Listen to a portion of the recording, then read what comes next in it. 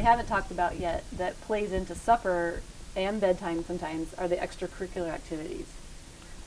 And managing that as part of the schedule too. So can you guys chime in on that a little bit? Any thoughts on that matter, on how to stay organized or how you manage it? Or is it just kind of winging it? Yeah. Like Winging last it. night, I left work, went home, made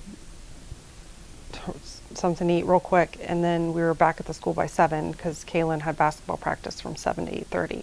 And so what were the other kids doing during that time? They just hung out with me at the school, and then we went home and immediately got ready for bed, and it was just crazy. Yeah.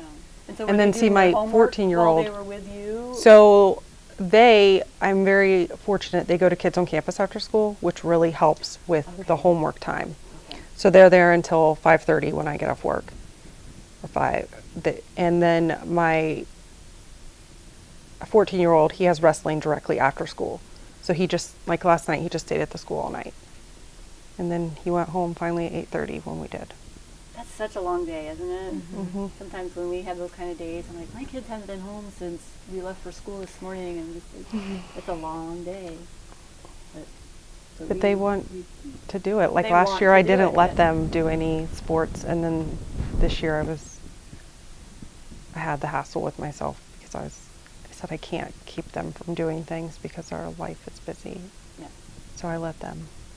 If you know someone else in the class or the sport that your kids are in, sometimes we'll have one family be in charge of drop off and one be in charge of pick up if they're old enough, and if it works out, and that helps. We live out in the country, so that's not, won't have that luxury. Yeah.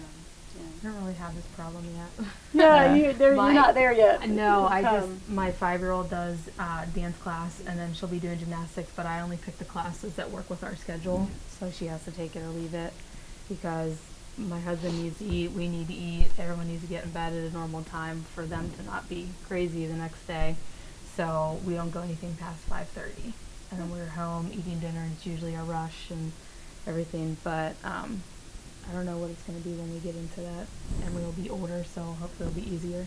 Yes. To me, the hardest isn't actually physically getting them there and back. It's the mentally tracking it and remembering all the things that I have to do.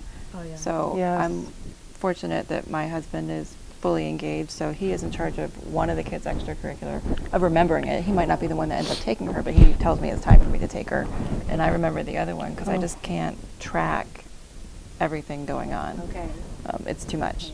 So it's a relief to know that he is going to get the schedule, he's going to put it on the calendar, he's going to do that, and I'm lucky, and he's lucky that I do that for him for the other one, and then we pull in friends, and sometimes we still Gosh, that's forget. awesome. Yeah. Yeah.